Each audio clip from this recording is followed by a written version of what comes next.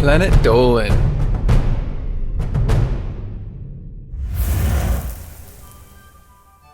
It's pretty normal to be critical of your own work, finding small flaws that other people might never notice. But what if your own creation was world famous? And how about if it became used in a way you never wanted? Here are 15 things people regret creating. My name's Sid, and I'll be narrating while Dolan's feeling sick. Number 15. deadmau5 has risen to the top of the North American electronic music charts, partly thanks to his music but also from his open and honest interactions with his fans. However, with his 2016 album called W:/2016 album/, he took this honesty to a whole new level. When asked about it, these were his words on Twitter. "I don't even like it. It was like, so fucking rushed / slapped together. But I mean, hey, if you want to like it, I want to like it too. I just don't. So why did he make it? That's why." Number 14. Many of you will recognize the McAfee logo, and you probably had it hiding in the bottom right corner of your screen at some point. Its creator, John McAfee, came to hate it so much that he created his own video explaining how to uninstall it. He actually resigned from the company back in 1994, so a lot of his hatred came from what they did to the software while it still bore his name. When Intel, who now own the software, dropped his name in 2014, he said he was, quote, eternally grateful. Number 13. Advertising is the driving force behind a lot of technology online. Its revenue funds many of the giant tech companies, but for us users, it's always been a source of irritation, even if it does mean we get a lot of content for free. The Popup ad has to be the most hated of all though, and their creator, Ethan Zuckerman, has sincerely apologized for their existence. Some of his clients had complained that their ads appeared next to sexual content, so all he wanted to do was separate the ad from the content. But it's too late for apologies, Zuckerman. You've ruined the internet. Number 12. The first 3 Alien movies each have a different director, and it's quite a list. Ridley Scott, James Cameron, and David Fincher. While the first two had made a film or two before, Alien 3 was Fincher's debut, having spent the 80s making music videos. He took the franchise into a very bleak direction, and the end product was unpopular with fans and critics. But it was unpopular with Fincher too, who said the studio's meddling ruined the movie and has since disowned it, wishing it had burned up with Ripley in the furnace. Number 11. When Bob Propst designed Action Office, a series of modern office furniture, he was just trying to improve the lives and productivity of your average office worker by giving them flexible spaces rather than fixed walls. This led to open offices with people packed into tiny cubicles. This is never what Bob wanted. He's described the modern office as monolithic insanity. Number 10. Robert Patterson is not alone in hating the Twilight Saga. It's just a shame that he happens to be in them. When talking about the original books in an on-camera interview, he said it was like reading a book that wasn't meant to be published.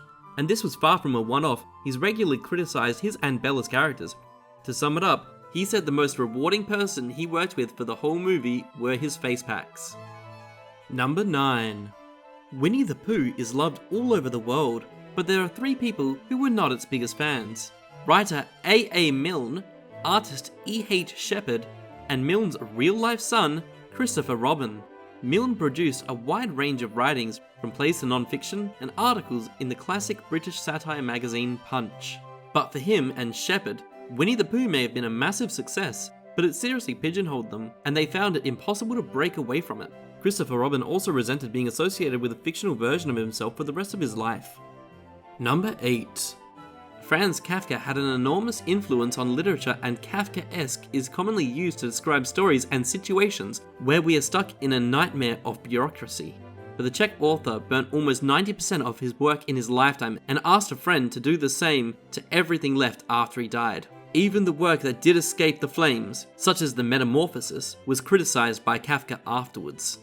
Number 7. For some bands, no matter how big they become, no matter how many hits they have, there's always that one song that follows them around forever. For British experimental rock band Radiohead, that song was Creep, their first ever single in 1992. Despite the fact they are now one of the biggest, most influential bands in the world, who blurred genres, inspired whole generations of musicians with their mixture of analog and electronic, it's still Creep that people shout for. They even stopped playing it entirely from 2009 to 2016. Number 6. In his lifetime, Claude Monet was not thought of well in the art world, who thought of his impressionist painting as messy. It was only 20 years after his death when people realised his influence. Sadly, Partly due to the constant criticism, and partly due to his failing vision, Milne destroyed a lot of his own paintings later in life because he was dissatisfied with them. Number 5. Albert Einstein may have shaped our understanding of the entire universe, but he also helped create mankind's most dangerous weapon, the atomic bomb. The great man must have known what he was making though, right? Yes, he did. But his motivation was that he believed that if Nazi Germany created one before the Allies, it would be a disaster. However, the Nazis were unsuccessful, and Einstein later said that if he had known they would fail, he would never have lifted a finger to help the Allies create their bomb. Number 4. Mother's Day existed in some form in the 19th century, but it was about mothers promoting peace. Anna Gervais claimed to have created the day that is now famous around the world, where kids celebrate their awesome mums. However, Anna Gervais was disgusted with how quickly the day became a commercialized holiday, with card companies, florists, and restaurants all trying to make money off of it.